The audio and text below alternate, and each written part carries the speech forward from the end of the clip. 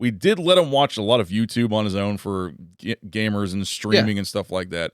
And then, so he's 11 years old. And then about a month ago, he was like, I watched something that was a little bit scary. And he just threw up right in front of us right there. And it was, I believe he said it was called Tusks, but I think he watched Tusk instead. Oh, he watched Tusk? Yes. Oh my God. Yeah. Oh my God. I'm unloading the meat. I'm loading the meat. I'm unloading the meat. I'm loading the meat. I'm unloading the meat. I'm loading the meat. I'm unloading the meat. I don't even know what it means, what it is, what it is, what it is, what it is, what it is. Hey, I'm unloading the meat. I'm loading the meat. I'm unloading the meat. I'm loading the meat. I'm unloading the meat. I'm loading the meat. This episode of Unloading Meat is not brought to you by your favorite box delivery food service like HelloFresh or ButcherBox, but it could be. And honestly, it probably should be. Have you seen this guy? I'm a full-time fat ass. And honestly, if I had one of those subscriptions, I probably would lose quite a bit of weight because I've looked at the food and it looks pretty damn delicious.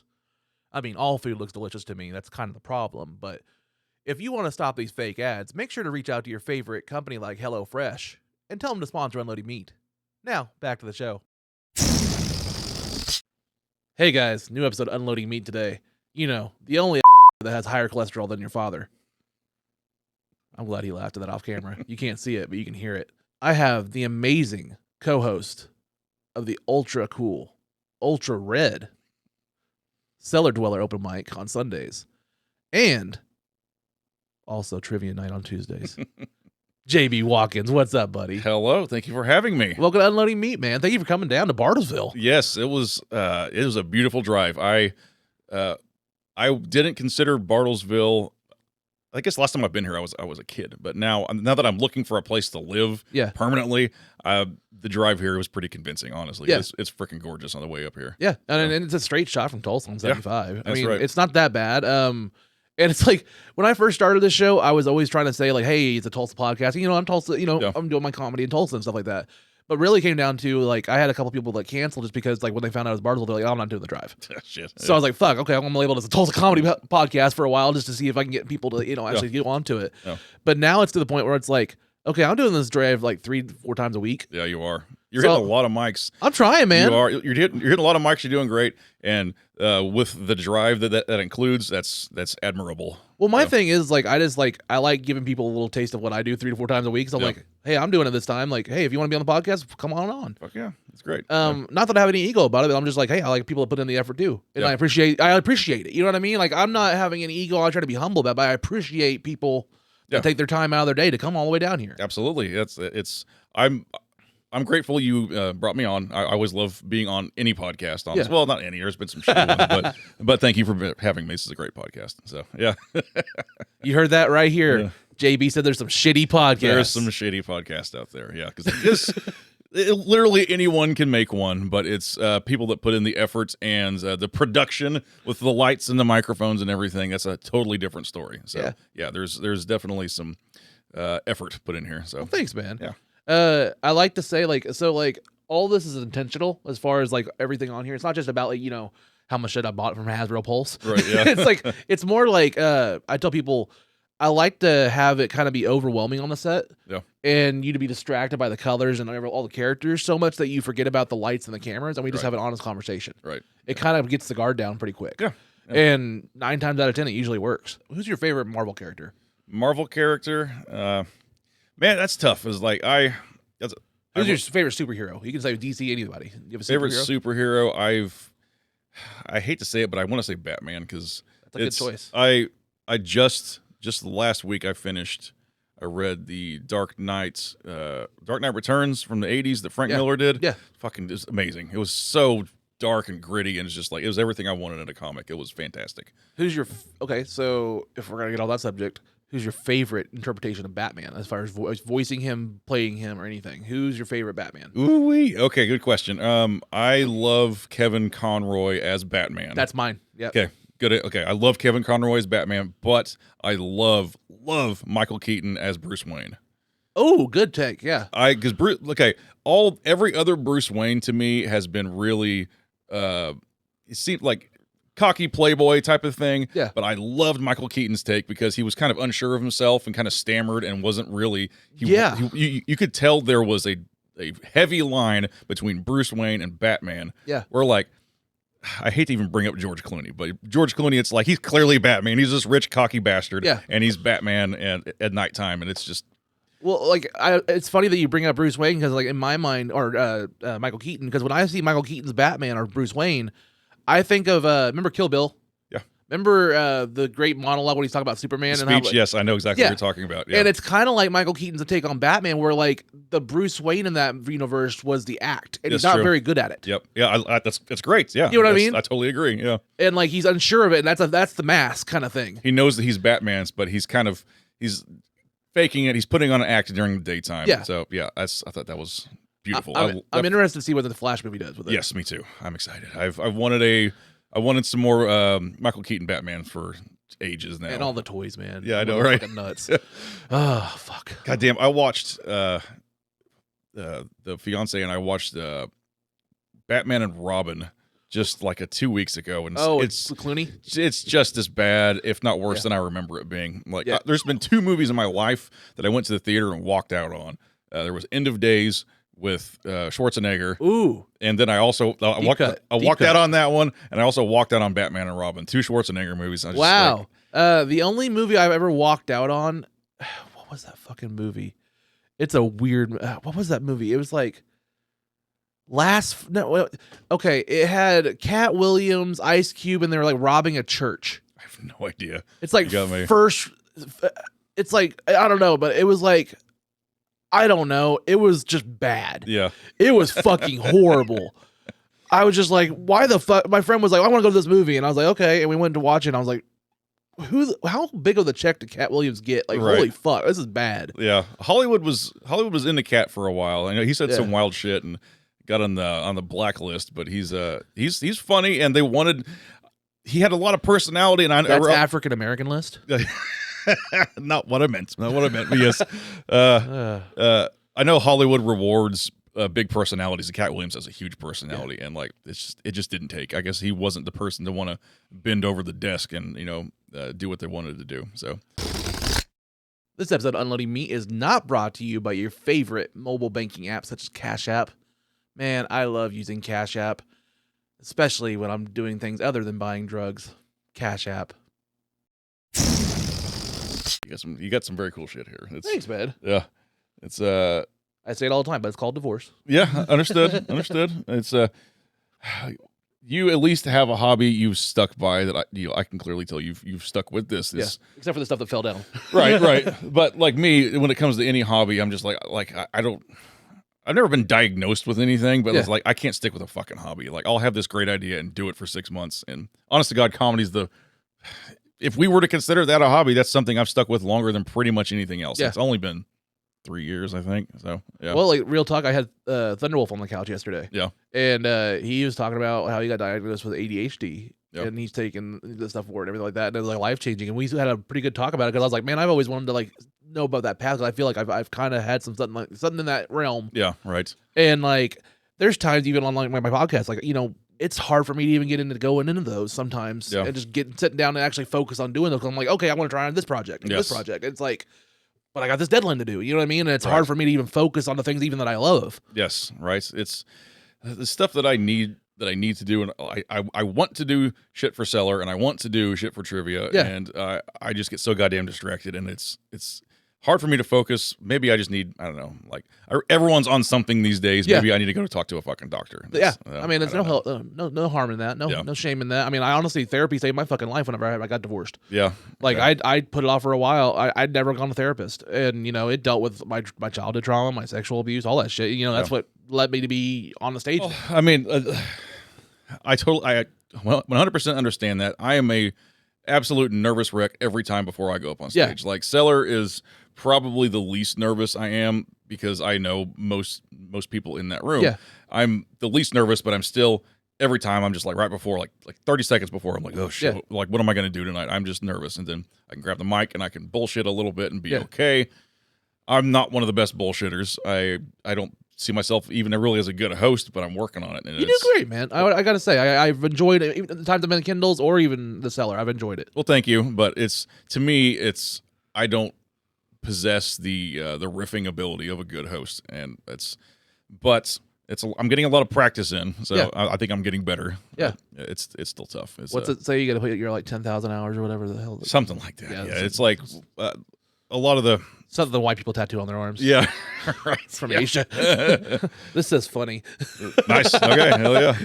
I've verified at like 3 Asian restaurants. They always go by me and they do a double take. They're like, "Do you know what that means?" And I'm like, "Funny." And they go, "Yeah, but why do you have that?" And I'm like, "Because it was funny." And they don't understand why a person would even get the word "funny" on them. Yeah. So at least I know it's actually that. Okay. Do you know it? Does it mean comedy funny, or is there like a meaning like funny as in weird or funny as in So funny you should off say kilter? that. You know what I mean? Funny you should say that. I didn't go into that much detail. Okay. Yeah. It's probably like funny fat ass or something. I don't know. Right. So, yeah. What the fuck? Oh, by the way, I think this is a great time. I always like to make my guests comfortable when they're getting here, and I always like to try to like dress for the occasion and inspire by what the guest inspires. We have a big difference in looks, Right. so I thought I would help set the mood. Okay. I thought this would be appropriate. What do you think? Is this? Are we close now? You need a mustache, but yeah, that's thank you. I thought this would be good. Sexy Squidward, I'm flattered. Thank you. You're welcome. The 2 ball bros. This Yeah, is dig on the it. thumbnail. Oh yeah. Shit. Thought I had to share that. That's funny. Well, I started on trumpet and I moved to tuba as soon as I could. Oh, really? So it was marching band. I played the sousaphone and all that shit. So. I was in marching band for 3 years. I did saxophone. Nice. I always, if I wanted to play anything else, I wanted to play Barry saxophone. I thought that was very cool. I was alto saxophone, and then I gave up band my senior year and just did it, fucked off. Yeah, cool. Senior year of high school, like I was one of those kids where I started algebra and shit like a year early and stuff. Nice. So when I got to senior year, I had already taken most of my credits. They're like, okay, the only thing you need to do to pass is just take 1 English. Yeah. So how about you're a student aide for 2 hours? You can do a college class at night. So that means you get 3 hours off during the day. I basically had to show up for first hour and 7th hour. That was it. Congratulations. That's awesome. Yeah, that was it. I did not do well in high school. So, yeah. Oh, I didn't either. Yeah. I had to take summer school for algebra. Me and math advanced math do not work. I did not graduate. I was kicked out of band for quote insubordination. Ooh. That was on my the report they sent to the principal. I had a teacher. The assistant band teacher was a absolute bitch, and I hated her, and she hated me even more. So it was great. That worked out. I kicked out of band. Didn't graduate. I just smoked weed and fucked off my senior year, and I'll be 40 this year. I got my GED in 2019. I think I was 36, 37 years old. So, well, congrats, man. Thank you. It had never had anything. It never stopped me from doing anything. Yeah. And then I wanted to I kind of lost my way in life, and I'm like, maybe I should go to college and do some shit. And I needed my GED to be placed in the stupid TCC program I was looking for. So I went and got it. Absolutely just knocked everything out of the park except math. I had to hire a personal tutor to do Algebra 2 to be able to pass that, and I got a D on it, but I passed it. So it was A's across the board and 1 D. Well, it's like I've never knocked anybody that ever says I have a GED, because that means you had to actually go out and do the work to do it. I did. You know what I mean? Like I have respect for that, because it's like, hell, you had to fuck, man. I have a different life path than everybody else. Yeah. Right. If you have a fucking GED, it means you actually sought out and had to do the work. I did. Yeah. You know what I mean? Like, so it's like when I say congrats, I'm like, yeah. Thank you. I still got the fancy piece of paper at home. It's in a nice place where it's not gonna get fucked up, and it's got my name on it. And I'm like, I did it. It won't change my life whatsoever, but I'm happy that I jumped that hurdle finally. Well, it's like I went to the traditional high school graduation, and then when you go up and fucking do the the handshake with the principal, it's a blank piece of paper. Right. Yeah. You don't like they told us that they're like, if you fuck around and do anything that embarrasses you, you're not gonna get your diploma that night. And then they go up there that night, and it's just a blank piece of paper. You don't get the diploma until the following Monday. You have to go into the principal's office and get it.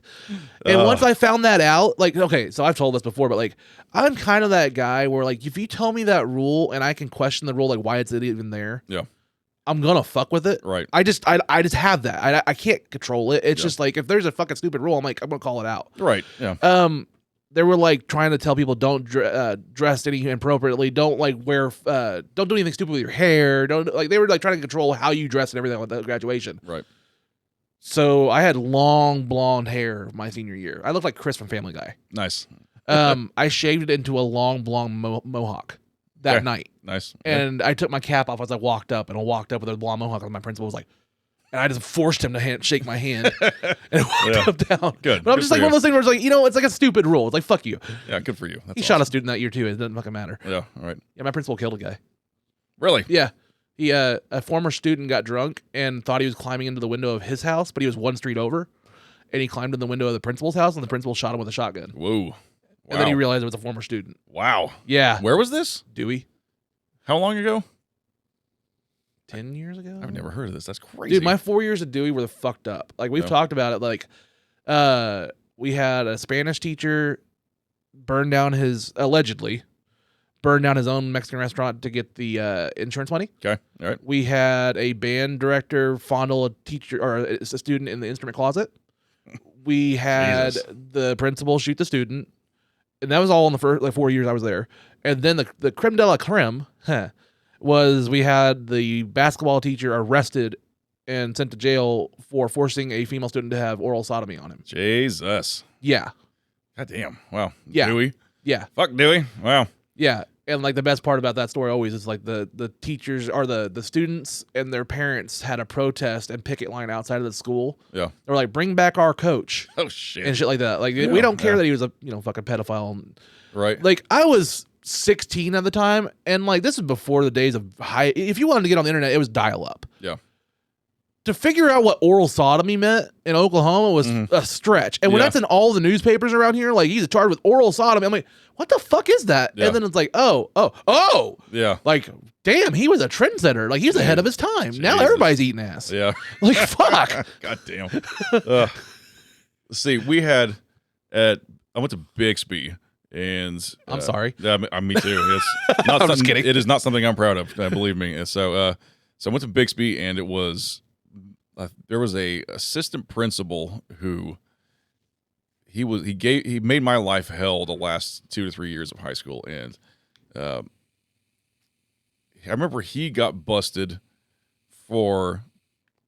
It was like the year after I was out. He got busted for posing as a doctor and going to I think a Walgreens up in South Tulsa and filling prescriptions for Xanax for himself. Wow. So I believe he was wearing like the doctor's coat and everything, and like putting on the whole character. Like, yeah, I need this filled out. Here's my prescription with my my letterhead on it and everything. Doesn't he know it only works if you magically see a doctor's coat on a hanger as you're walking in the Walgreens and you pick that exact one off the hanger and dress in it? That's how it works in every movie. It has to be that one. Oh, God damn it. Yeah, well, that's how it works. He got busted for filling he got a couple filled, and they finally caught up to him and busted him. And then I remember I hated that guy so much. I went in to that Walgreens the week after, and I thanked every pharmacist in there. I was like, appreciate it. I hated that guy. Thank you so much for sending him to jail. I'm just, beautiful. By the way, weed? Anything? I'm good. Okay. Thank you. I always offer, we have drinks stuff like that too. I like people to be comfortable. Yeah, appreciate it. Thank you. Weed's weird with me. I guess I'm a bitch about it because I used to love it, and sometimes I like to smoke, but it's not often whatsoever. My thing is like I said, like we talked about a little hint about it. Like, I went through therapy, and I'm on a antidepressant, anti-anxiety kind of stuff, and my thing with the therapy with me, and like it talked back to the panic attack thing I talked about last night. Yeah. I never want somebody to be like, oh, we gotta do this around you. I never want sympathy. I never want special treatment or anything like that. Right. This is in my head. I'm not asking for people to fucking deal with it. I have to deal with it. Yeah. The real world's not gonna fucking change. I have to fucking just work on it. Yeah. So when I have this shit happen, I'm just like, okay, move on. I gotta fucking power through it and try to move on. Yeah. I'm claustrophobic. Found that out when I had a panic attack, and they had to put oxygen on me when I had a sleep study. Okay. They strapped me down to the bed, and I fucking just lost my fucking mind and blacked out.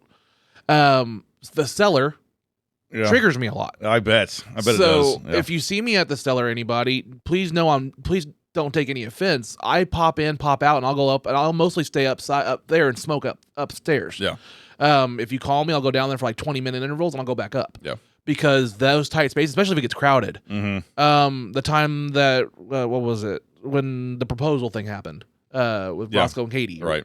When it was packed like that, holy fuck, that freaked me the fuck out. Yeah. If you ever saw me there, I was at the door. I was at the door too. Yeah, actually, yeah. I was like, I don't know if it's a social thing or what. But I'm just like, I need to be close to the exit of this place. It's too many. It's too many people down here. Yeah, the worst time I ever had with something like that was I had a business trip when I worked for T-Mobile, and this dealer we worked for were cheapskates. So like, hey, there's a Christmas trip. There's a Christmas party down in Houston. So we're gonna fly you and your other manager from Owasso to Houston from Bartlesville or from Tulsa. Right. But we're gonna have you take a layover in Atlanta to save money. It stayed on like $40 a ticket. Jesus. Oh wow. We get to Atlanta at like 11 o'clock at night. Apparently tornadoes happen. They locked down the Atlanta airport and closed all flights. There's like 2,000 people trapped in the Atlanta airport. And if you've ever been to the Atlanta airport, I've never been. It's one of the biggest airports in the U.S. Yeah. So much so that like the baggage claim area is like the size of a Walmart. And if you get down there, you could just see nothing but luggage just overflowing from all the stuff. It was like somebody just left the buttons on and they're just fucking overflowing everywhere. Wow. And people are just screaming and crying. There's people shaking in the fucking like corners. Kids are fucking looking for their parents. Like, it's like a bomb went off. Jesus. Wow. And this airport's so big that there's a fucking subway system for it. Like, you have to take that to get the fucking baggage claim and stuff. And me and this other, she's one of my best friends. She suffers from a lot of anti-anxiety stuff and stuff like that. Her prescriptions were in her luggage. Oh, shit. Yeah. So, and, you know, she couldn't carry weed, across state lines, stuff like that. So we're trying to even get a rental car to get driving back because all airport stuff is closed. We can't get out. The rental car we ordered, they give it away, even though we already paid for it. Shit. We get a hotel. We get a Uber to the hotel at 3 o'clock in the morning. Oh, well, this booking is not till 3 p.m. You have to stay in the lobby. Yeah. So we have to get another hotel and another rental car. We only get like 4 hours of sleep. Then I have to get a fucking rental car and drive cross country because she's about to lose her mind because she's having withdrawals from her meds so much she's shaking. Yeah. She had to like bundle herself up in the bed and like shake. She's trembling because of the fucking withdrawals. And I'm calling her husband like, dude, this is fucking bad. And like I drive her cross country. So, and then in Louisiana, I call her husband. I'm like, hey, do you have like a sleeping pill medication? He goes, yeah. I was like, say you lost it and call this local Walgreens and say somebody needs to pick it up where you lost it.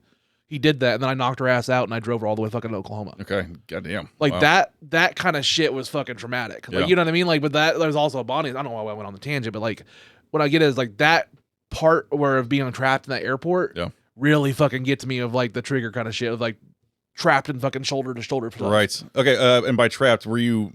So you got a car and you left, but you weren't like the doors of the airport weren't locked. Like you could. So when we got there, it was like 11 o'clock. Yeah. We weren't able to even get a car. So like, there's the subway to get to your luggage.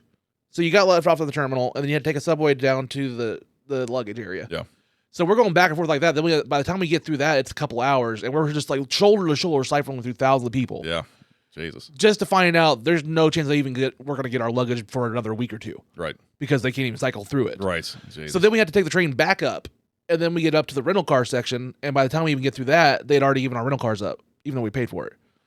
And we're just cycling through shoulder-to-shoulder people for thousands of people like this. Jesus. I'm sorry. That sucks. It sucked. It was a fucking, like, I'm pulling this girl with me, like, we're going to get through this. We're going to get through this. Come on. And just had to power through it. And that shit. Goddamn. Yeah, trauma is fun, right? Yeah.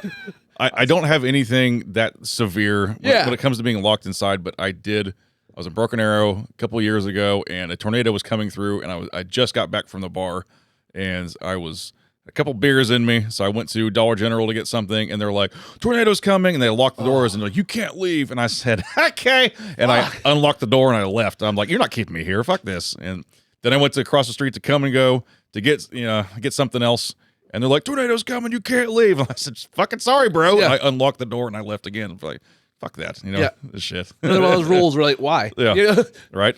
I mean, I realize it's probably a company policy or whatever, but I don't work for you guys. Yeah, so exactly. Goodbye. That's what I said. It's like, what was it? Have you seen all the shit, the company policy, like the two people that were fired from Lululemon? No.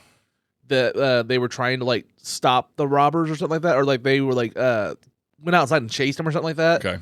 And Lululemon fired them because they broke the company policy.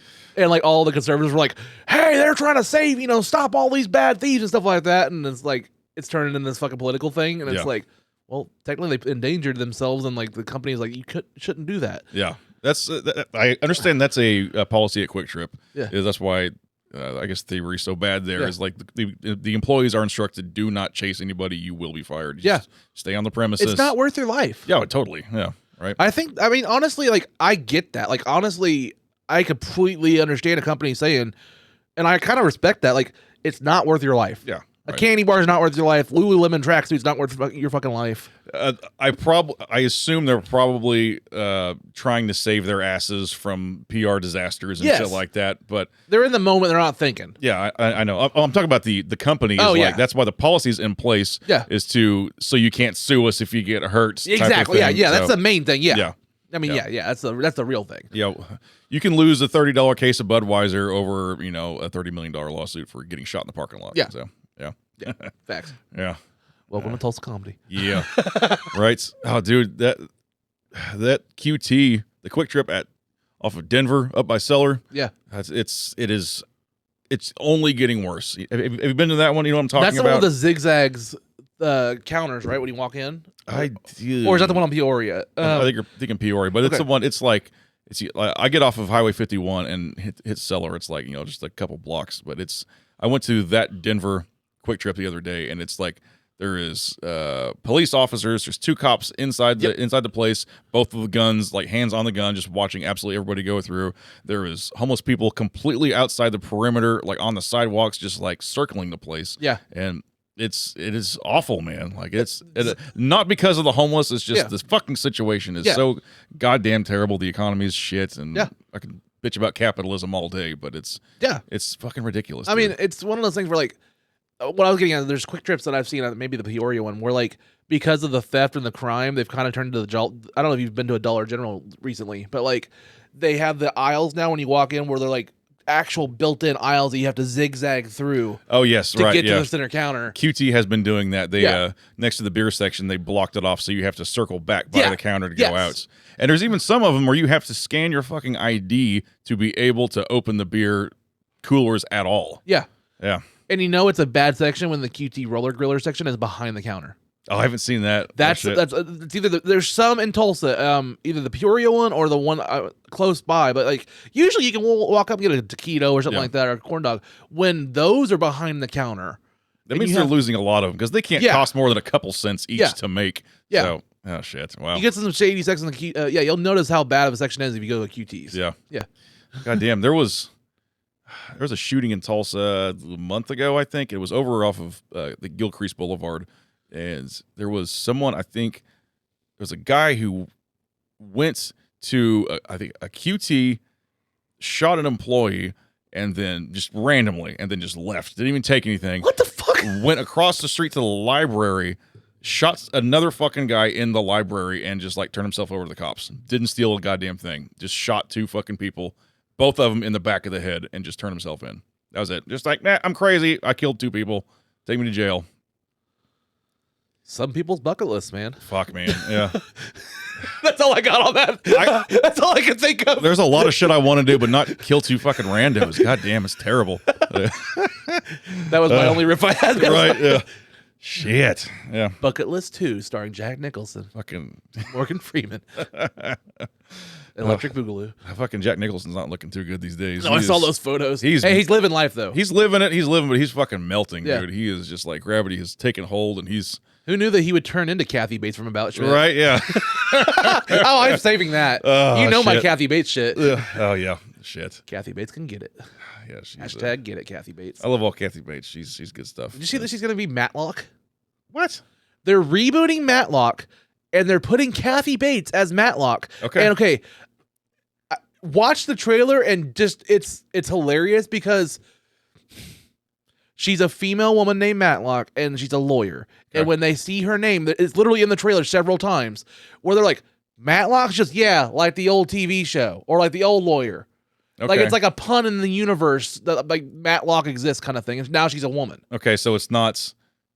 she's not like the daughter of situation. No. Well, but it's like tongue-in-cheek kind of thing. They actually hint on it on the trailer. And it's like, okay... That's weird. Okay, that's at least a new spin. Yeah, they keep rebooting shits. Like there was like, they'll take the daughter. Like it's just like Winona Earp. Did you ever see that Yes. shit? Okay, yes. That she's like daughter of Wyatt Earp, and like, Yeah. okay, cool, whatever. It's just a pun on It's the like name. they had the female Van Helsing series for a while too. I think that's like I think they did. Yeah. But what I was getting at is like, okay, my problem with this is if literally the name Matlock in that universe is like just the old TV show, like it has no reference, it has no connection to Kathy Bates whatsoever. Yeah. Why is the show called Matlock? Okay. All right. It's like they could have picked anybody. My name's Carrot Top. You mean like the old comedian? Yeah. Yeah. It could be anything in the world. Like we're just going for the member berries. Yeah, that's true. That's Like, true. my daughter is at the age now where she was curious about South Park, and so like I kind of show her certain episodes. You know what I mean? Like, I'm the kind of parent where I'm like, I never want to have a kid like have a question, and like if I tell them no, you're not allowed to watch that. Yeah. What's gonna happen in secret? They're gonna watch You're it. gonna watch it. Yeah. So if my kid's like, hey, what's South Park? I can kind of educate them, show them the funny parts of it, and show them kind of a censored version, so to speak, or something like that. You know, I'm not gonna show them the episode where they're getting cum on all everywhere. Right. Yeah. Right. But if like I can kind of give her an educational, like, you know, a parental guidance way of watching something, kind of like how my parents did in the days when like we're gonna watch a rated R movie, you know, fucking cover your eyes with the boobs. Right. Yeah. That's the same fucking thing. Like I kind of feel like that's good parenting to kind of show them the way through it instead of just doing it in secret and not knowing what the fuck your kids are doing. That's the way we've been doing it. Since I've been with Brittany for a little over a year now, and it's she has a son, so it's my stepson now, and we got a kid on the way. Congrats. And thank you. It's exciting. I've never had a kid before, but I've been raising. So I've been stepdad for a while now, and get ready for stress. You're gonna lose all your hair. Yeah, right. Yeah. Already lost it off my chest and everything. You'll just lose it right here. Oh my god, that's the only thing. It's my only saving grace is my mustache. Like I can't grow the Hitler. Did you notice? I have this patch right bald here. spot. Yeah. Well, mine used to be that way, but I've gotten older and it's grown in. So I theoretically could do it if I wanted to, but I guess you could say I'm not Austrian. It's not a good look with this haircut, man. Yeah, I try and avoid all Nazi references. Yeah, 9. Yeah. So about your kid, man. Sorry. About the kid, we're talking about actual parental guidance. That's what we're fucking doing. You know, it's like he can watch this. We watch a lot of American Dad. I goddamn love that show. Yeah. So watch a lot of American Dad, and it's as the seasons have gone, it's just gotten filthier and more violent and shit. And it's hard to watch sometimes, but he watches a lot of American Dad with us. We did let him watch a lot of YouTube on his own for gamers and streaming and stuff like that. And then, so he's 11 years old. And then about a month ago, he was like, I watched something that was a little bit scary. And he just threw up right in front of us right there. And it was, I believe he said it was called Tusks, but I think he watched Tusk instead. Oh, he watched Tusk? Yes. Oh my God. Yeah. Oh my God. That's going to be the clip for the fucking episode. I know. If you know Tusk, I'm a big Kevin Smith fan. I have not seen Tusk, but I am aware of the implications of what happens, and I kind of look like the movie cover. I hear it's horrible, and he apparently watched that on YouTube, and he was throwing up, and he can't sleep with the lights off now, and he gets sick when he thinks about it, and it's the definition of body horror close to like Human Centipede. Yeah, okay, I've seen Human Centipede. It's so you know the synopsis of Tusk. What? You know the synopsis, like what Tusk is about? It was some mad scientist shit, from what I understand. I don't really know. But. Okay, so it came from a podcast episode. Kevin Smith and his producer Scott Mosier were just riffing on like shit on podcasts, and they just fucking riffed this story of like, what if this fucking podcast producer, this DJ, went up to Canada to do a story, and this mad scientist turned him into a fucking human walrus. Yeah. And then they got fucking funding and made it into a fucking horror movie. That sounds right. Yeah. It is Justin Lee. Justin Long. Justin Long. Yeah. Yeah. He goes up there and gets turned into a fucking human skin walrus as like a pet for this fucking mad scientist played by Michael Parks. Okay. All right. And it's dark. Yeah. It's like body horror. I love horror movies, but body horror is the hardest for me to watch because it's just so close to home, I guess. Yeah. It's like so early fucking James nasty. Gunn movies are fucking hard for me. What was it? The one movie he did with what was it, fucking Super? I think it's called like his early movie before Guardians of the Galaxy. He did a lot of grotesque movies. Super. That sounds familiar. But no, Super was. No wait, that was Rainn Wilson, wasn't it? Yeah. Yeah. I think that was him. I think that was good. It was a very violent movie. Yeah. But there's some violent, I can't remember. We'll call off on tangent. Yeah. But like, there's some body horror movies. Fucking Akira. Do you ever watch Akira? The movie? Yeah. That is probably my favorite movie of all time. Akira, 100%. Yeah. I goddamn love that movie. I love that movie too. Yeah. And like, so like, I'm new to anime. I wasn't really raised around or anything like that. Yeah. So like, when I had my roommate a couple months ago, he showed me some anime, and like, I had never watched Akira until like this year. Yeah. And it was like, oh my god, this is amazing. And then I like I started noticing like the Akira slides everywhere and all that stuff. Yeah. It's a meme. Yes, it is. Yeah, the slide. Yeah, the old bike slide. I watch it probably once a year. I adore that movie. Like, it is incredible. I'm not even a huge anime fan. This movie is just so perfect. Yeah, everything it's a great about it's movie. amazing. Yeah, like we started doing this thing where like I would show him a movie from my childhood. He would show me a movie. You know, kind of like go back and forth. He showed me Akira. I showed him like I made him watch Digimon. Nice. I grew up on fucking. That was my only anime. I grew up on Digimon. Yeah. Fox Kids, man. Yep, Fox Kids. I remember that. Yeah. I was part of the Fox Kids Club back in the day. Dude, me too. Yeah, you get the magazine? Yeah. Yeah, wow. I was like, so me and Isaiah blue riffed on this. I was the part. No, Isaiah lastly. Isaiah. Yeah, lastly. I had the Simpsons Club too from Fox Kids or Fox 23. Yeah. And I won the fucking thing one year where it was like a Simpsons prize pack. I got like all this fucking like Pez dispensers, t-shirts, and all this stuff. Nice. Oh, yeah. Yeah, so I was a Fox kid dude through and through. Fox 23, man. Fox 23. Now it's just about the local murders. Yeah, right. I worked for that news station for a little Really? bit. Yeah, that was interesting. I was there a year, I think. I was just behind the scenes stuff. It was The PA or what was it? Yes, PA. I did live. I did the studio cameras and lighting, and I ran the audio board. And it was. I'm glad I did it, but goddamn, it was stressful. It was like, I don't understand why they can't pre-record the goddamn news. Like, they can do it 30 minutes ahead and then just cut some shit out of it. No, it's live. Like, if someone drops an F-bomb, it's going out. Like, there is no. They're always ready for that breaking news kind of shit, aren't they? Yes, they are. Yeah, but you could edit that in. I don't understand why you couldn't just do a pre-recorded clip. Like, when you go to the commercial break, you know that you're gonna have that 10 minutes or whatever, that 5 minutes, 3 minutes, whatever it is. Like, you could have a breaking news interrupt right there. Well, with the speed of that was their big plight, is with Twitter and just the internet. They have to beat that shit. That's why they're doing it. There's, from what's being filmed in the studio, what's being shot in the studio, to what goes out in air, it's like a second and a half. There's no time to react to editing whatsoever. Which, I mean, I still think that local newspaper is important. Like, I'm not saying totally. that. Like without that shit, we'd be fucking dumb. Yeah, like, we'd be blind. That's right. Yeah. Fuck. I mean, that's kind of why I love kind of shit like this too. It's sad that everybody's driving towards podcast and stuff too. Yeah. But that's just what it is. Yeah. Shit. I did TV. I did radio for a while. Radio was like, there was like, I think like 15 to 20 seconds between what's said and what goes out. So there was a panic button to where you could hit the button and it would cut out the last 5 seconds. Oh, okay, yeah. So you could go fuck and bam and hit the button and you'd be fine. Yeah, just like that. Yeah. Well, it wouldn't beep it. It wouldn't censor it, but it would actually just literally cut out. It was a program that would cut out what was said, and then it would catch back up. It had to rebuild the time. Yeah. It was. Now it's all in one little box. Yeah, right. And no one listens to goddamn radio anymore anyway, so it's dead. It's fucking Deadsville. Like the only thing keeping Sirius alive is fucking Howard. Right, that's true. Like he keeps extending that fucking contract. They're like, thank God. Yeah. Can we give you $6 more million, please? I don't know if you listen to Howard Stern at all. No, not really. Not really. I used to. Then I gave up my Sirius. Like, even then, I kind of lost interest. Like, it's still on there, but like Howard's getting paid so much, and I love him. I mean, he's inspired so much. But like, if you even subscribe to it now, it's like 3 days a week. Oh, really? And like, if you watch it since COVID, because Howard's a very germaphobe kind of guy. Yeah. Since COVID, like, they're not even in studio together. I believe it. Yeah. Howard does his studio from home studio, and then it's like Skyped to another studio that's built up in like in LA. Yeah. And even like when Metallica's playing and stuff like that, they're playing to the other teleprompter to fucking live. Jesus. Yeah. Howard and Robin and them are fucking separate because of the fucking germs and stuff.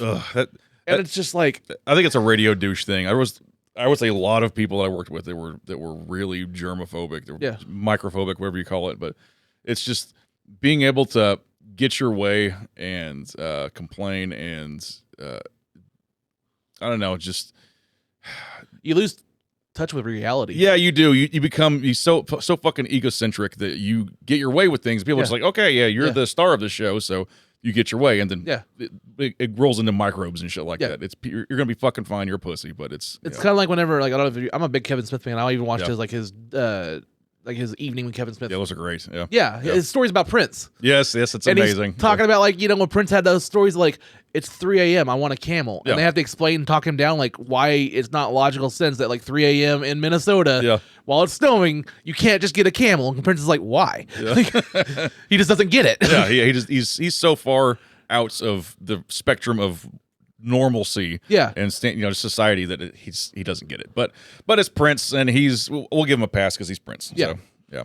I'm kind of curious. Like, I bet in the next 50 years or so they're going to open that vault and let us see some of that stuff. Oh, totally. Yeah, it's so he's had just dozens and dozens of albums that he never released. He recorded. And movies. Yeah. And music videos. And his documentary with Kevin Smith. Yes. By God, yeah. About Jehovah's Witnesses. Yeah, right.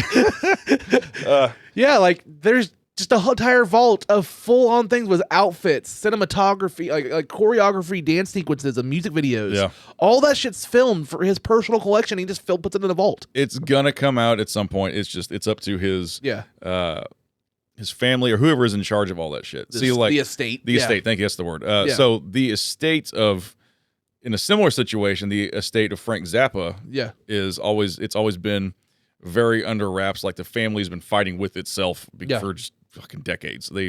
So there hasn't been a new Zappa in forever. And as of this year, there's been like 3 or 4 live albums come out just out of fucking nowhere. Yeah. Like they would license some Zappa shit to what he thought he would do, but recently there's been some ads with him. There's a Spotify ad a while back that had him lip syncing and dancing to some fucking EDM video, and I was like, he would never fucking approve this.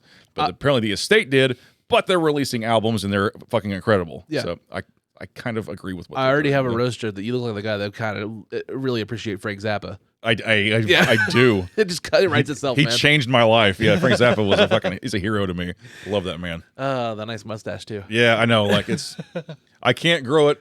It doesn't connect at the bottom here like his does. Yeah. But yeah, I'm working on it. It's bigger and it's fuller than it's ever been. So that's why I just have mine fucking edited on my logo. Nice. Hell yeah. That's the season 2 one. You can see the improvement. Yeah. Like, now with ears. It didn't have ears before. It looks like a silhouette of a potato. And you can just put your face on it. I love it. So yeah, season 2 kind of improved it a little bit. I changed the mics. There you go. Dig it. Oh, yeah. Hey guys, this episode is not brought to you by a mobile game like Best Fiends. You know, it's like Friends, but take out that R. What are they trying to say? The R's for like, is the R word? Is it an R word? Can we say R word? Can we hint at the word? Take out the R. Oh, Fiends, Friends. That's fucking retarded. The first time I think I met you was, well, it may have been a cellar or something like that, but the first time I think I really talked to you was at Joe and Castro's roast. Okay. Yeah. And we all roasted them and had fun. Yeah, that was fun. And, you know, I had Thunderwolf on here yesterday because that's the first time I met him. Yeah. And I told him personally, I was like, that day meant a lot to me. You know, that was also like, you guys don't know this, but that was the weekend that girlfriend from Australia ghosted me. So, like, I was drinking pretty heavily that day because I was like, the night before she ghosted me and that guy answered the phone. Yeah. Oh, shit. So I went the next day and I dressed up, you know, I was shirtless and stuff like that. And I was the party guy. I was fucking drunk. Yeah. But I had only at that time been in comedy a month, 2, mm-hmm. and you guys were all there, and I was like, oh, fuck. And not that I'm saying that, like, I don't want to say I held my own or anything, but I felt like I did. Yeah, you did great. And I had a good time, and then, like, I don't know, I just, like, it felt really nice to be included with people that have been doing it for so long and actually feel like I accepted. So, like, I really appreciated that night. Yeah, of course. Like, yeah, I try and be as positive and inclusive as I can. Like, it's... I was the new guy once. I'm still a new guy when it comes to people that are actually out there fucking, you know, crushing it. Yeah. It's I'm not at that level yet, and I still consider myself a new guy. Like I got a little experience with hosting, and I got a mic, and I'm proud of. But to me, that's still small potatoes. Yeah. There's a lot more up to go. Well, that's why I feel with this. Like this, I have no ego about this. Like I want to have people on, and I want to help, you know, promote what I can. And yes, I'm building something. I'm getting a guest out of it, but at the same time, like I'm very trying to be humble about this. It's just something I'm trying to build with it. Yeah. And you know, I'm trying to build a studio, like a production studio, a company out of this. Yeah. It's fucking fly. I know, right? Ugh. I just watched the D&D movie for the second time last Oh, really? night. Is it good? Yeah. Oh, it's fucking great. It's so fun. It's light, not light, but it's got great jokes in it. Very adventurous. There's some really intense action, and it's just fucking great. Okay, can I ask one question? Because it's always stumped me. Yep. This is gonna be a random one. How was Michelle Rodriguez's acting? She is Michelle Rodriguez as usual. Okay. She's tough woman, as always. Yeah. She's that character. So because there's a certain point. Like, I recently watched all the Fast and Furious movies again. Oh yeah. After like Fast 4, She just turns into tough woman. Okay. It's for the first, like, she's not in the second one or the third one, so that doesn't count technically. She's only in the first and the fourth. And then she dies in the first 15 minutes of the fourth one. Okay. Spoiler alert from a 10-year-old movie. I don't care. Yeah. But the first movie, she has some fucking ruggedness to it, like some slyness to it, and she's also a lot skinnier, not buff. Yeah. She just looks normal. Yeah. She's like a normal Latino woman. She's pretty attractive. Yeah. I thought. And then she got fucking buffed up, and she just turned into like, oh, you have to logically be able to fight Ronda Rousey for some fucking reason. She's buffed up. She's a barbarian in the movie. So yeah, she's tough as shit. She's cut. She has that Michelle Rodriguez look. See if I can do it in the camera like that. That like eyes down, like mouth is tight. Just that look she always does. Yeah, she's like she has two lazy eyes. Yeah, she's she's doing that in the whole movie. Yeah, she's fine. She's Michelle Rodriguez. Okay. In it. So Chris Pine is hilarious and charming, and the movie's clever and just assloads of fun. So nice. Definitely recommended. So like, I'm not a D&D guy. I never like. My ex-roommate was big in D&D, and we had a couple times we tried to do campaigns and stuff, and it just never worked. Yeah. I've always been curious. I've just never had the opportunity to join like a campaign or anything really. Okay. Well, I'm not really going to ask about that. I've only played. Not that I'm hinting at. I have no experience with it. You know what I mean? That's what I'm trying to get. Like, so as a person that has really no base level D&D knowledge, what do you think a person like that would enjoy the film? Absolutely. Okay. Yes. It's that's what I was getting at. It's good for kids, and it's still hilarious, and there's still awesome action. You don't need to know, what your die are or anything, but it's a lot of fun. I haven't played a extensive amount of D&D myself. The missus has, and she was very excited to see it. So yeah, it's great. I can appreciate, because you obviously tell by my set, like, I'm never gonna fucking knock somebody else's fucking like, right. I'm not gonna kink shame. Yeah. We don't kink shame on Unloading Meat. Yeah. We don't geek shame.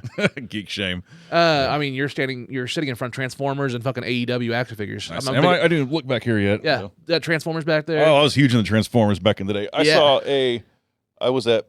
You familiar with Vintage Toy Mall? Yeah. Okay, good. Yeah, it's they had had the '80s Optimus Prime with the trailer behind it in the box. Nice. Last time I was in there, I was like, that was the fucking toy. When I was a kid. My first level is all Cybertron, so they all have Cybertronian outfits. Right. The middle one is like the classic '80s. Yep. You see Optimus Prime and all of them, and then the third one is the '86 movie.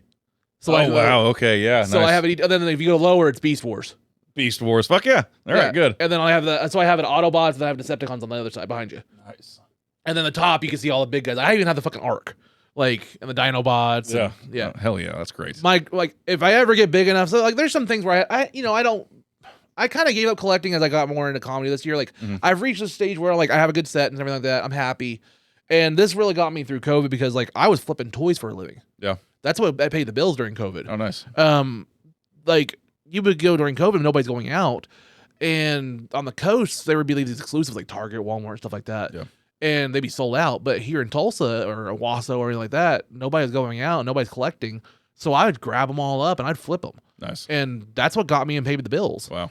And it also helped me collect all this. And, it just, it's very therapeutic. Because I'm one of those guys, like, I don't like buying online. There's something to the hunt. Right, yeah. Like, you go to a local Target, you're like, oh, there's that figure I've been looking for. Fuck yeah. And then the endorphins kick in. And this is all from being there. Yeah. There's a few. Shit, I mean, like, a lot of work. There's a few, like the HasLabs I have to order because they're exclusives. Yeah. But yeah, most of it is in store. Cool. Very cool. I like the hunt. And like, I think that's going to be the next phase. Like, if I could start getting different shows in different cities and stuff and like, driving. Right. You've seen my little gimbal cam. I want to mount that on the dash of my car and kind of do like travel vlogs and like do toy hunts. Cool. Hell yeah. And I think that, because like, I'm very inspired by pro wrestlers. Yeah. I'm a huge pro wrestling fan. And I honestly think that there's a huge similarity between independent wrestling and stand-up comedy. Yeah. People that are on the independent wrestling scene are a lot of times just doing it for a hot dog and a handshake. Right. They are. They're traveling all these little fucking mom and pop stores or shows, doing it for $20 maybe, and they're just working on their craft, hoping to fucking get a break. Yeah. And a lot of them that make it big have their own merch. They fucking do like travel vlogs and stuff like that. There's a guy named Ethan Page who I'm a huge fan of. I don't know if you've ever. Do you watch wrestling at all? No, not anymore. Okay. AEW. Do you know what that is at least? Yeah, I'm familiar with it. It's up and coming, and it's big now. Yeah, it's huge now. They just signed a second show, and they're getting ready. They're doing Wembley Stadium. No shit. Yeah. The last time wrestling was there was the 80s with British Bulldog and Bret Hart. Oh, British Bulldog. That's two of my favorites right there. Yeah. And AEW is only a 4-year-old company now, and there's rumors they're going to do an England show, and people are like, oh, they're going to do Wembley. There's Wembley Stadium, then there's Wembley like Center, and it's like the smaller one, kind of like how Canes has a Canes side room, right? And so people are like, oh, if they're going to do Wembley, they're going to do the small one because that's like 10,000 seats, right? And then they announced, no, we're going to do the full Wembley Stadium, and we're going to sell it out. Within like a week, they sold 50,000 tickets for them. That's awesome. So I think they're up to like 60 or 70,000 seats, and they haven't even booked a match yet. Wow. It's in August. No shit. So like they're incredible. Like, I didn't realize it was popular overseas. I thought it was like football here. Like they just didn't get it. So pro wrestling is treated huge in Canada, Mexico, England, and Japan. Yeah. Those places treat it like an actual real sport. Okay. So much like, Bret Hart. Like in Calgary, in Canada, he's a god. Like Canada love hockey and wrestling. Canadians do. Yeah. England has its own style of pro wrestling. It's more what they call catch as catch can, or it's more like holding and stuff like that, and submissions and stuff like that. Mm-hmm. Japanese is what they would call like a strong style, and it's more like martial arts, like heavy hitting. Yeah. And you'll see that more like kind of MMA influenced, to where like when they hit somebody, it fucking hurts. Like, I've seen some clips. They're stiff. Yeah. They go for it to look. Yes, it's predetermined, but they're putting on a ferociously authentic, strong hitting match. Yeah. And like that's where I get at. It's like I know it's predetermined, right? But my feeling is like I was a UFC fan. I still appreciate it, but I don't want to spend $80 on a pay-per-view and the main event's over in 3 minutes. Yeah, it's true. And then I'll be like, what the fuck did I spend that money on? Yeah. Whereas if I fucking buy a pay-per-view from AEW once a month or once every 4 months and it's $50, I know that main event's gonna go 30 minutes, and I'm gonna be entertained. Yeah, exactly. Like and that's why I justify it. You know what I mean? Yeah, I think that's kind of like a big famous pop star concert. Like, I'm not a Lizzo fan, necessarily, but I would have gone because I know it's going to be a huge goddamn show. Yeah, and I would love to see that. Yeah, I went to Maroon 5 at BOK. Yeah, I got free tickets, and I wasn't a big Maroon 5. I'm not a big pop guy. Me neither. But I went there, and it made me a fan because when they were live, they had full instruments. It was a full-on fucking rock show. Good.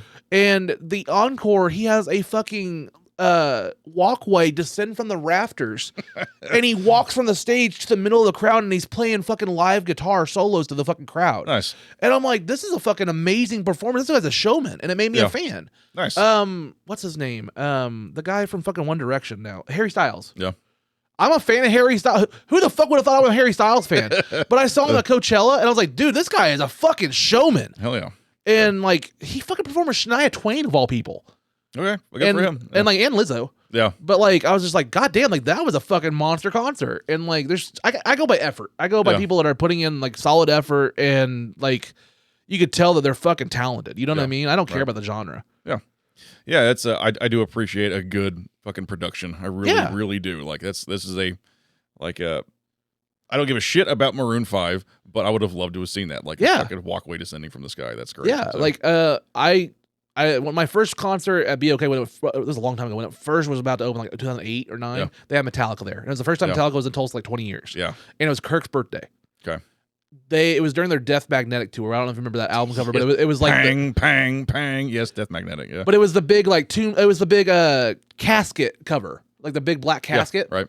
So for BOK, they had these gigantic like 20-foot caskets all around the rafters, and at times they would swing. Nice. And they were just like these pendulum swinging caskets through the fucking rafters. And it was fucking dope. And I'll always remember that because like they put on a fucking cool performance.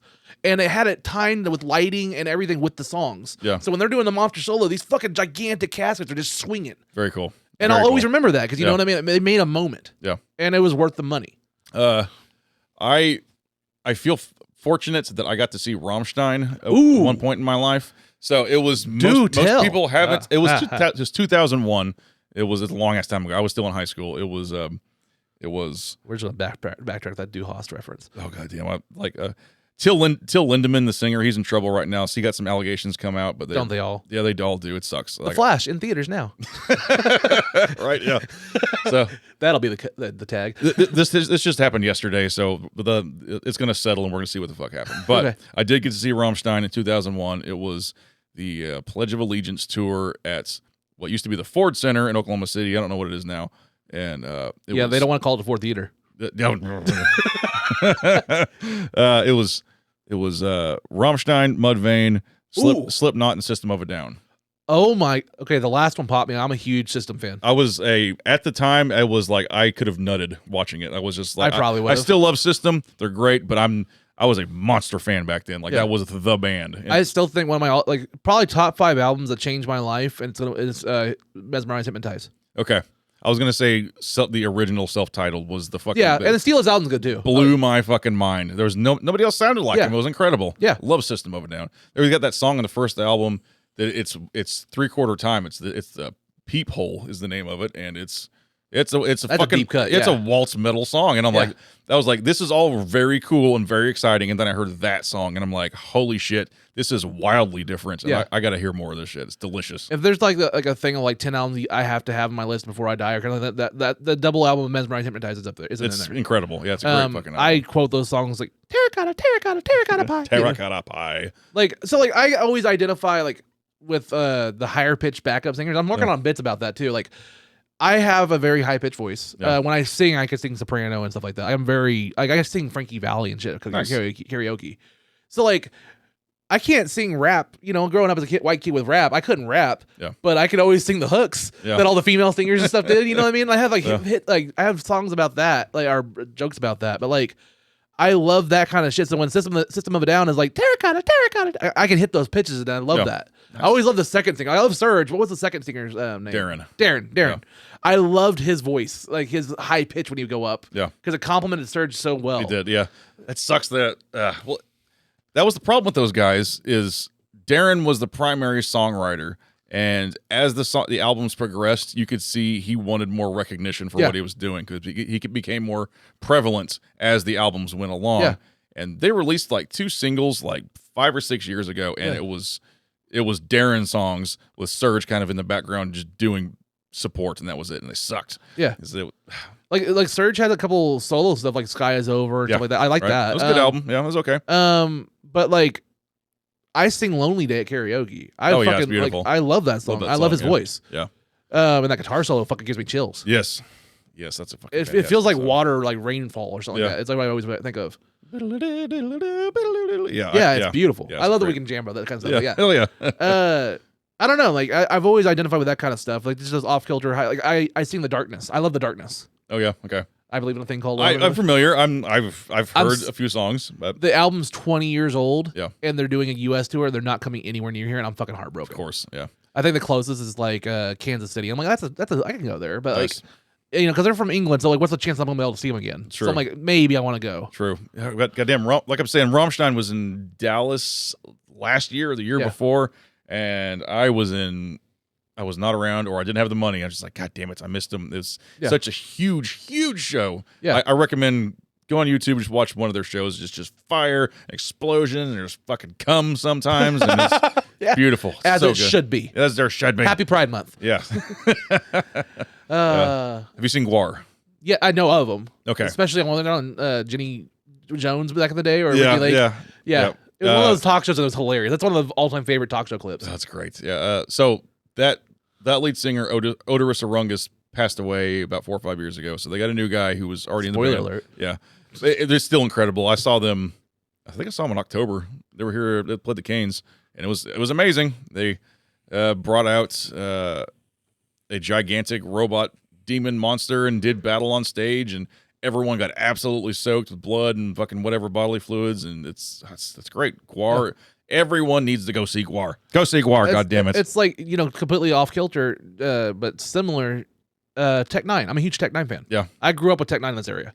Yeah, that was a thing. Okay, I'm sorry. Go ahead. I don't mean to interrupt. But he did Tulsa Canes Ballroom a long time ago, back in 2005 or 6. Yeah, and they had a 10-foot long blunt on stage. Nice, and they lit it, and it was just it was massive. Wow, it was like a Subway, one of those fucking party size, but it was a fucking blunt. Was it real? Yes. No shit. Wow. Cool. Well, it might have been. I hope it was, because it lit and it smoked and they fucking took hits. Wow. Hell yeah. So if it was a prop, I want to know what they fucking put in it to make it. I mean, it could have just been tobacco cheap. I don't know. Yeah, good for them. That's at least at the end. I mean, it fucking lit. Yeah, props to them. Does Tech Nine, does he have family here or something? Because it seems like Kansas City. He's from Kansas City, Missouri. Okay, but it seems like he's in Tulsa often. I bet he does. Yeah. I mean, he's in Tulsa often. Yeah, He is. Like, I've seen his tour bus a number of times just run around. Well, town. I mean, like, I also respect a lot of Tech because Tech's always been independent. Yeah, he's always been an independent label. He's Strange he's music. a bad motherfucker. I'm not familiar with a lot of his music. I've heard a number of songs, but I respect what he does. I know he's out there fucking killing it. And that's where I go from is like I don't have a certain genre. Like, if I had a favorite genre of music, probably be like nowadays like alternative rock maybe or something like that. Like that's something weird. like that. Alternative, but that's a wide range too. You know that could be anything. Yeah, that's weird. Like that's a weird question to think. So. Like back in high school, I was like, I'm into punk and ska punk and all that shit, but that's kind of fucking weird. That's a weird thing to say now. Yeah. Like right now, like I could listen. Like most of the time, my Spotify's just on shuffle. Yeah. And I have like 5,000 songs on my likes list. I listen to a lot of metal, but like I also listen to a lot of like chill ass EDM too at the same time. Have you ever heard of Czarface? Czarface. That sound no, I can't. I highly recommend everybody check out Czarface. Czarface. It's a rap group. Yeah. The main rapper, let's shit you not, is a white dude that sounds like Jay-Z. Okay. But all of their metaphors, all their rap lyrics, everything is about like heavily influenced like Star Wars, geek culture, like nerd stuff, wrestling out fucking things, Transformers, like anything that would be like in this kind of culture of like our like 90s kids that grew up with Fox Kids. Yeah. They're rapping about it and it's fucking amazing beats. Sweet. Okay. They're pretty good. Tom Segura, that's like his favorite group. Nice. I do like. I'm still kind of new to them, but I really like Death Grips. Ooh, they're coming to town. They're coming to Canes. I like Death Grips, and I think it's pronounced horror, but it's HO9909. Okay. So horror. It's what'd you call me? I have a hard time saying that word. Yeah. Whenever I say I'm looking for horror movies, people will just like fucking excuse me. I know. Like you have to go through the beads for that. Horror. I need the horror movies, but. Yeah, the band, it's I think it's just 3 dudes, and it's very industrial metal based, but it's rap, and it's very exciting and very loud. And they dress in nightmarish, awesome costumes, and just like it looks like a fucking great show. Nice. They've worked with Corey Taylor of Slipknot before, at least 1 or 2 tracks, and they're coming up. They're doing really good. Because if something has good writing or a good beat, or like I said, if effort's put into it that I can recognize the effort, I'm gonna kind of be drawn to it. Like I'm a Childish Gambino fan because I see how much fucking like how original he is. You know what I mean? Like, yeah. Just anybody like that. Like fucking doesn't have to be a genre, a comedy or anything. Movies, anything. If like my favorite show right now is Barry.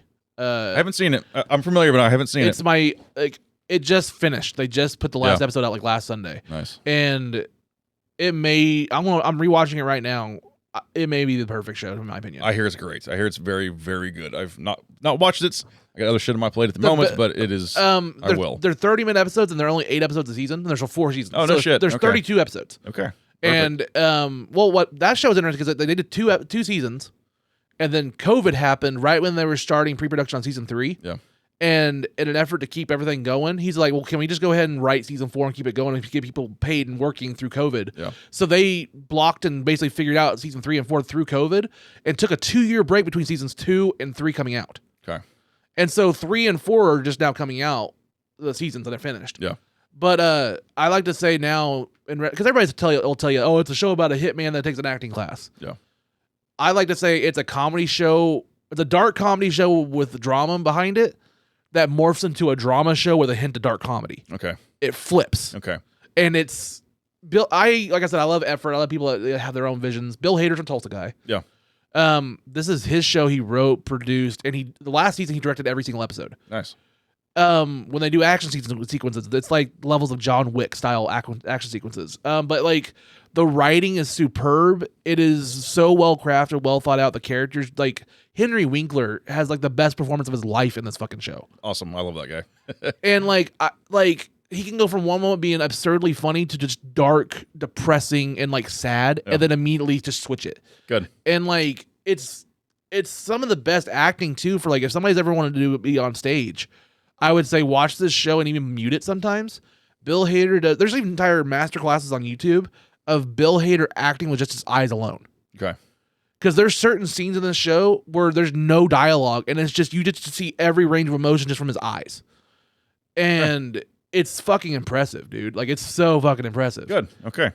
Like I can't talk more shit about or more props about that show. It's a masterpiece. Okay. Very cool. All right, you're selling me. Did you ever watch Better Call Saul? No. or Breaking Bad or anything Nope. like that? Okay. Also no. Better Call Saul is great too. Yeah. I like oh fuck, I just blanked on his name. Now I'm blanking on his name. Bob Odenkirk. Odenkirk. Yes, thank you. Yeah, I love Odenkirk. Mr. Show was pretty great. Yes. Yeah. I truly hold dear that I think the best dramatic performances come from comedians. Yeah. Like they can hit that what's it called, ethos or whatever, that part that, you know, a lot of us have, you know, because we got the pain. Yes, we got the fucking we're all pain. broken toys, Yep. right? Like to do comedy, there's got to be some fucking tragedy behind it. Robin Williams was, I think, a good example of that. Yeah. He had some fucking super sad roles for being one of the funniest motherfuckers Yeah, ever. Patch Adams. Yes. Oh God. That movie makes me cry. It's such a dark movie, but it's so sad. He Jack. Oh my God, Jack. I was hoping you weren't going to bring it up, but that's it. Okay, I haven't seen it since it was on VHS when I was a kid. Yeah. I rented it. I fucking cried the whole goddamn movie. Jack fucked me up so hard as a kid. Oh my God. Who the fuck greenlit that movie? I know, it's so like, sad. If you show that movie to kids, it is traumatizing. And it's as bad as Tusk. The trailer, That's like callback for you. yeah.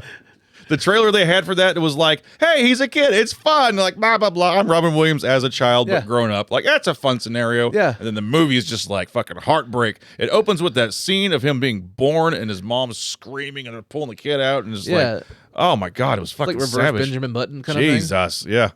Because you know, his aging was happening while he was in utero, so Yeah. he was a humongous baby. And That poor woman. I think he killed his mom.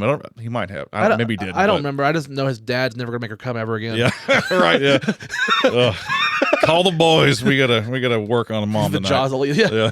Yeah. Oh fuck. Perineum. Oh shit. Uh, I got a baby on the way, and he's big, but he ain't that fucking big. I was a 10-pound baby. Yeah, I was 9. I was a big baby too. I have a big ass head, dude. You can tell, like, it's fucking huge. You have a hat in here. We can compare. I also have a gigantic melon. I was talking about this today with the missus. Look at the notch. Are you last 2 also? I'm last 2. I'm last 1. I'm last 2. Yeah. Let's see here. That's my exclusive GTA 5 Los hat. Santos. Yeah. Fuck yeah, dude. Oh my God. Okay. Yep. Last 2. It is a little snug. That's snug. It's a little snug, but it fits pretty good. Like, and that is for the camera. That is last 2 on there. Yeah. Yeah. Oh, that is last 2. Yeah. Yeah. I got quite a dome on me, and it's hard to find hats. So you get it. Yeah. Like you get it. When I was in football in 8th grade, they had to custom order like a 2XL helmet for me when I was in 8th grade. And then when me and my dad raced 4-wheelers for a while. Yeah. I had a 4XL helmet when I was 14. Wow. Yeah. I just have a big head, man. Yeah. There's some companies out there that make hats for big-headed dudes, but their hats kind of suck. I'm not a fan of their designs. Like all these are pretty tight on me. Yeah. The best hat I have is from when I worked at T-Mobile, and it was adjustable. It's this leather build hat. Yeah. And I love it so much. It's in my car. So much so that when I quit the company, or when I left the company, I love this hat. I was like, man, that's a giant fucking T-Mobile logo on it. So I fucking clipped it and broke it off. Nice. And now I just put a Mr. Meeseeks pin in there because it's my favorite hat, and it just fits. I've seen you so wear that. Yeah. Yeah. Nice. It fits so perfect. Yeah. Because it just, even on my hair and stuff, it fits good. Nice. So, yeah. I had a straw hat that I've been wearing for the last 3 summers, and it is basically dissolved as of today. It's just slowly fell apart, and today we hit the pool this morning at the apartment complex to keep the kid entertained, and it's done. It's just it's a pile of fucking grass now is what it is. Well, speaking of Meeseeks, so I told you, like, I dressed for the guests. Yeah. I don't know if you noticed the shirt. I didn't, but now I do. Yeah. So the reason I wore the Rick and Morty shirt is you had a bit about Justin Roiland. Yeah. Well, the last time or 2 times ago when I was at Kindle's. Yeah. I was just talking shit about the guy because he seems. Yeah. I've seen a number of interviews and he seems like a fucking prick. Well, yeah. Oh, yeah. Because the story behind I'm not justifying that guy at all. Yeah. From what I've heard and like people, there was a whole like Variety piece about it. I think it was Variety or Deadline. I think I read that Variety piece actually. Where basically they were saying like he's great at an initial idea of setting up a show, and then next project, and like basically everybody else just does the show and he comes in and does the voices. Yeah, So like Rick and Morty, he's not really involved with too much more. He just does the voices. Like there's a whole writing team behind that now. Yeah, that's right. And then there was like the Solar Opposites, and then like his gaming division. Like basically he's great at these initial ideas, getting click, set up the group. Okay, and then I'm just back off now. Okay. Which I mean, if that's what his business plan is, working. But like when not necessarily dogging the guy. Good for him. He's successful. Good for him. I just think he's a jerk. But when I saw that, what I was getting at was like when people were like, "Oh my god, he does every voice in Rick and Morty," it's fucking canceled. I'm like, not really, because for like the last 3 seasons, he's really just done the voices. Yeah, that's it. So you fucking get an AI generator, or you get a fucking somebody that can do a Rick voice, and you're fucking golden. He's not even in studio, from what I hear. He just he would record his bit, send it in, and they're like, okay, we'd make a fucking edit to it, and we're go. Yeah, so like, I'm not condoning, like, I don't have a fucking dog in the race. Yeah, right. I love Rick and Morty as a show, but I love the storyline and everything like that. And then once I found out like that's the whole team of writers, I'm like, okay, well, I can still like them. It's kind of like I can love Harry Potter but not J.K. Right, it's true. It's true. It's I was kind of done with Rick and Morty. I watched season 1, 2, and 3, and I think that was when the Szechuan sauce incident happened. Yes. All those shitheads going to McDonald's and causing goddamn scenes, and I'm like, I want nothing to do with this, and I let it go for years. And I meet the wife, moving together, and she's like, oh my god, this is my favorite show. I'm like, fuck, Rick and Morty. So we watch it. I'm back into it. I'm caught up currently. It's good. It got better. Like after 3, the writing gets a lot better. The writing is very good. I'll give it to him. So like I guess I'm just being a fucking hater over here in the corner. So I mean, there's some shows like that. I you're gonna be a hater sometimes because they're like, oh, it's too cool. I know. It's just I was very into it until the Szechuan sauce thing, and I'm like, I want nothing to do with this community, so I'm just gonna leave the show behind. Well, it's maybe I'm placing blame not where it's supposed to go, but I'm like, I'm good. No, thank you. I don't like it that much. Well, it's like my ex roommate was like, I'm a hardcore Marvel guy, obviously. Yeah. And like, I understand people that were like Marvel burnout or superhero burnout fatigue kind of thing, because like there's so much. I'm there. He was like he was like that, but like when last year or during COVID, when there was like all those Disney Plus Marvel shows. Yeah. I'm home. I'm going to watch them. They're Marvel. Yeah, right. And I enjoyed them and stuff. And he was like, I'm not watching those. I'm burnt out on superhero fatigue. But then when we get to like Shang-Chi or like a movie that has those characters come in, he's like, well, I didn't see that stuff. Why the fuck are we watching this now? I'm like, dude, you should have watched the fucking show with us. Like, you know what I mean? Like, they're going to keep going. Like, the world doesn't stop, unfortunately. It's true. Oh, Marvel was always like that. It was even with comics. It was like they would have, say just one little reference with an asterisk and it says, see this episode of X-Force. I'm so glad you get that, because I was just about to bring up, I wish they would start doing that tongue-in-cheek in these movies and Disney Plus shows. They would have the little fucking blip come up and be like, you can see this in She-Hulk on Disney Plus. That is a good idea. I like that a lot, actually. Spoiler alert, we'll clip it. Have you seen the new Spider-Verse movie? No. Did you watch the first one? Yeah, no. Yeah, I watched some of it, but I didn't watch the whole fucking thing. So I would give, in my opinion, and most people's, it's the best Spider-Man movie ever made. Okay. It's a really heartfelt, great movie. Yeah. The second one, I just came out, took my kids to it. Yeah. They have parts, because it's all tongue in cheek and it's like the meta movie. There's parts where they have those little blips coming in, like, you can see this in this episode or something like that, and like in the last movie. Yeah. Good. So they even do that little tease. Good. But it works in that universe. Yeah. There's even like live action people that come in this fucking movie. Really? Like it's a celebration of everything Spider-Man. Okay, it's fucking great. Yeah. Nice. Yeah, it was I watched some of the first Spider-Verse and like, yeah, this is cool. I was doing something. I was like, I can't focus on this right now, but it was pretty cool. I did play the first Sony. They're amazing. They're my favorite PlayStation games. So I the stepson owns the second one and I own the first one, and I've played the absolute ass out of the first one. I loved it. The story's amazing. The character work. Goddamn Doc Ock is just so awesome. That Doc Ock in that game was fucking incredible. I loved him. The Sinister Six reveal at the raft. Yep. Every time is so great, because all the marketing, they made it seem like Mr. Negative was the big bad. Yeah. And then when they reveal that it's Doc Ock, it's so fucking cool. Yep, it was awesome. So you're a fan of it. Yes. How'd you feel about the recast in a video game? Did you notice that? The recast, what do you mean? Okay, so do you play on PS4 or PS5? PS4. Okay. On PS5, they remastered, with Miles Morales coming out, they remastered the first game and put them out together.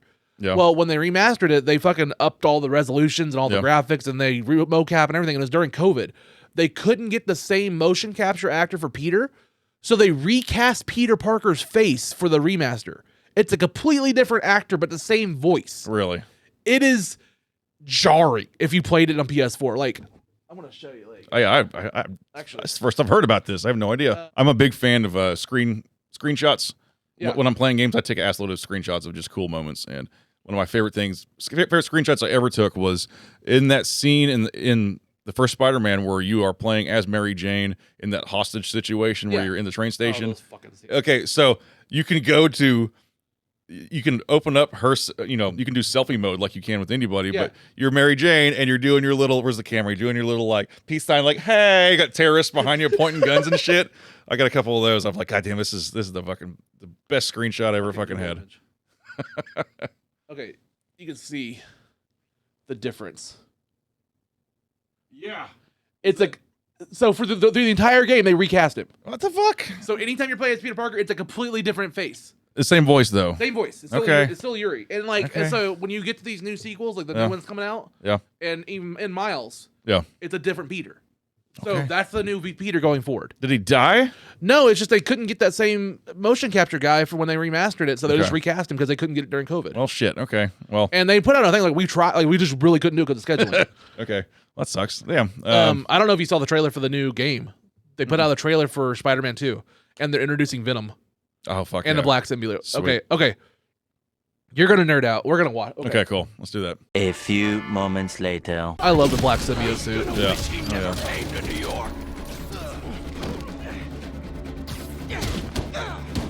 This is Peter, right? Yeah, this is Peter. Sweet. 1 hour later. Nice.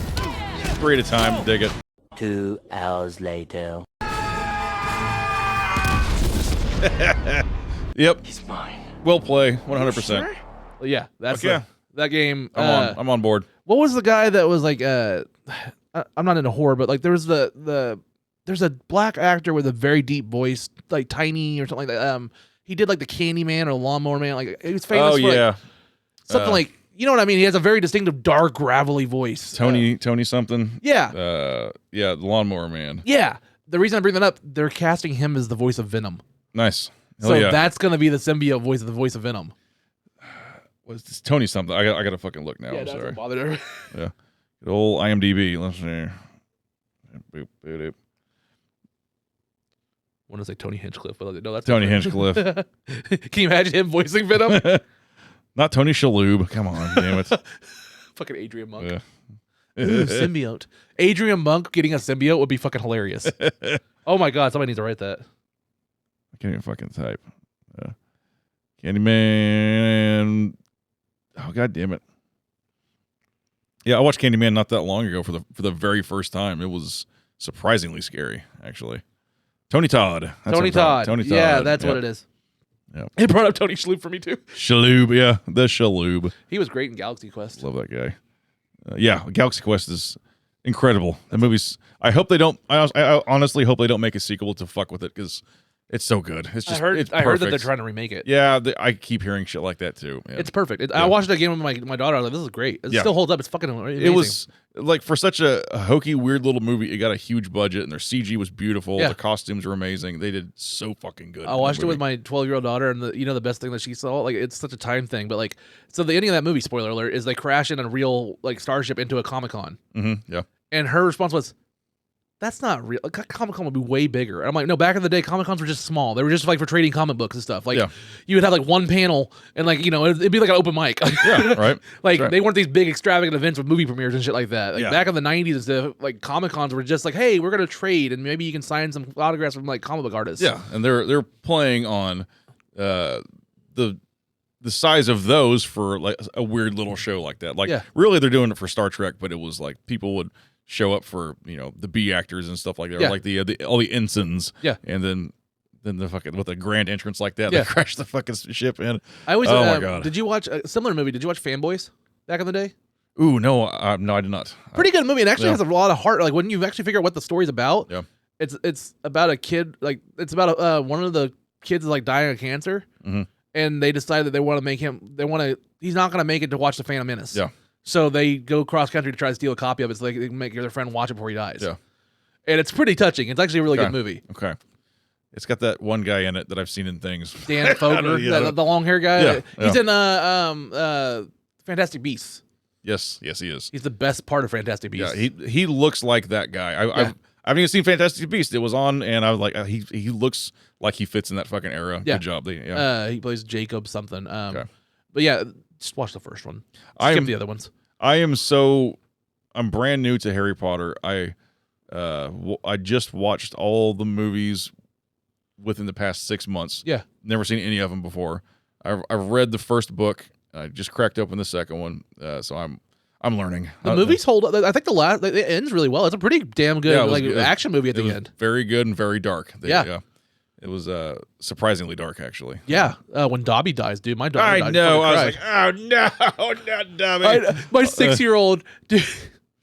So my oldest knows what happens. Yeah. I know what happens. And then as we're watching these movies, my 6-year-old's like, I love Dobby. Dobby's my favorite. Yeah, and we're just like, oh shit, you ain't in for this fucking shit. Oh no. She's gonna have a fucking Optimus Prime fucking Transformers movie sequence. Like, yeah, right. Yeah.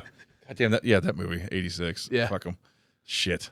Actually, behind, I have to get it reframed. Like behind my fucking poster is the fucking 86 movie poster. Nice. I had it up there. Fucking triumphant ass poster. They don't make posters like that anymore. No, that movie still holds up. I love that movie. I haven't seen it forever. Any movie that can have a dance sequence to Weird Al's "Dare to Be Stupid." Did it really? I didn't remember that. Wow. Yeah, they go to the junkyard playing the Junkticons, and they're like, "Oh wow!" And they all talking like sound bites because it's fucking what's his name, Eric Idle. Yeah, talking as a fucking like weird like. Do you remember the how Bumblebee in the Michael Bay movies talks with just sound bites and fucking shit like that? They got that from the '86 movie because the Junkerton guys like picked up on like American television. Yeah. And that's how they learned our language or whatever. So they all talk in these weird sound bites from like fucking like pop culture phrases. Nice. So that's where they got that from. Okay. Cool. But yeah, they lead them all on a junkyard dance to "Dare to Be Stupid" by Weird Al. It's a great song. It's a great song. I fucking love Weird Al, by the way. Yeah, I love Huge Weird fan. Al. Huge fan of me. Yeah. Like real talk. Like I've talked to Peter Bedgood a little bit. I've talked to Zach. Like, I'm not musically inclined. I don't play any instruments. I played like guitar for like a year, then I had to sell it. Yeah. I want to get back into it because I really I have a good voice. Yeah. I could sing. I've always been inclined to like. Do you know who Stephen Lynch is? Yeah. I love Stephen Lynch. I adore that man. Yeah. Tim Minchin. Do you know who that is? No. Oh my. Okay. Before we leave, I want to show you a video. Okay. And we'll kind of wrap it out there. Okay. He's one of my idols. He's a great musician and comedian. Did you ever watch Californication with David Duchovny? Yeah. Remember the Atticus Finch guy that was like the red-haired ginger guy that was like the eccentric like London rock star in like the later seasons? I don't. No. Okay. No. Okay. In the later seasons, basically, like he has to get this guy to write something, and like he's a fucking pain in the ass to try to get him to sit down and write. Okay. Anyway, that's Tim Minchin. Okay. He's an Australian comedian. Okay. And he performs with a full fucking orchestra. No shit. And he's a pianist, and he Okay. performs barefoot. It's just a quirky little dude. Okay. But amazingly talented comedian and songwriter. And I've always wanted to be able to write comedy songs. I've always wanted to be able to sing some comedy songs, like not too parody, but Weird Al stuff inspired me too. Yeah. But I think I could get to there. I want to get to that kind of shit. I just need to get more musically inclined. Yeah, I played guitar for fucking 20 years, and I still have it. I don't play it too much, but I can strum some chords and sing along, and I think I am inclined to write parody songs, but no one's as good as Weird Al. No. So yeah, no one can do it. I like when I show you the Tim Minchin video before we go, like Stephen Lynch was always inspiring because like if you keep his later albums, he even adds like background singers and stuff like that. Yeah. I like it to where it's like a really, really damn good song that just happens to be funny. Yeah, right. And where the quality of the song and the writing and like the talent behind it is there, but it just happens to be fucking hilarious. Yeah. There's a guy named Wheeler Walker Jr. Yep, familiar. Same thing. He's my favorite country artist because he's fucking hilarious. Yeah, it's filth. This episode of Unloading Meat is not brought to you by your favorite language learning app such as Duolingo, but it could be. It really could be. Guys, Duolingo is amazing, and if you don't take your lessons, nothing will happen to my family, right? Duolingo, please. Guys, please use the app, please. I miss my kids. I miss my kids. I better get going, unfortunately. Thanks, man. So where can everybody find the great JB Watkins? You can find me at I host Cellar Dweller with Lacey Rains on Sundays. That starts at sign up 7:30, mic at 8. I host trivia on Tuesdays at the same time, 7:30. Wait, sign up 7, trivia at 7:30. I got more stuff on the horizon. Apparently, I'm a DJ at the gay bar now, which is exciting. And, Mojito? Yeah, Mojito. Yeah, Nice. Mojito. Nice. Mojito's a great place. Under the pseudonym of Richard Liftoff, which I made up. Dick Liftoff. Yeah, Dick little Richard Liftoff. It's Liftoff music. Sometime you should invite Unloading Meat over there. Yes, we should totally do something up there. I'm learning how to DJ. They just like, we need someone to play music, so you're our DJ. And I'm like, I'll take money, thank you. And my friend, if somebody wanted to book you, where could they find you on Facebook or Instagram or something like that? I am on Facebook, Instagram, you can find me on Cash App, on everything. No, for real, like I have unified my handle. So it is Smash Thick Neck for everything. Smash Thick Neck? Smash Thick Neck is a deep ass cut reference. All right, okay, real quick. Did you ever watch Mystery Science Theater 3000? Yes. Okay. So, do you remember the episode of Space Mutiny where they kept like here comes lunk beef hard or like slab grilled cheese? Well, so someone took a bunch of those names from the show and made one of those meme like name generators, like like first name, last name, and birth date. And it was like, what's your beefcake name? And I took that and I came up with Smash Thick Neck. And I'm like, that's fucking perfect. I'm taking that because JB Watkins is taken on every platform. So Instagram, fucking TikTok, Facebook, all the money ones, Smash Thick Neck. Nice. Yes, one word. Smash Thick Neck. Well, from Smash Thick Neck to Unloading Meat, JB, thank you for coming in the studio. Thank you so much for having me. This was awesome. Thanks, man. Guys, thank you for watching this fantastic episode of Unloading Meat. I'm Jared Ralphie Allen. That's Smash Thick Neck JB Watkins. Peace. Bye. Unloading the meat.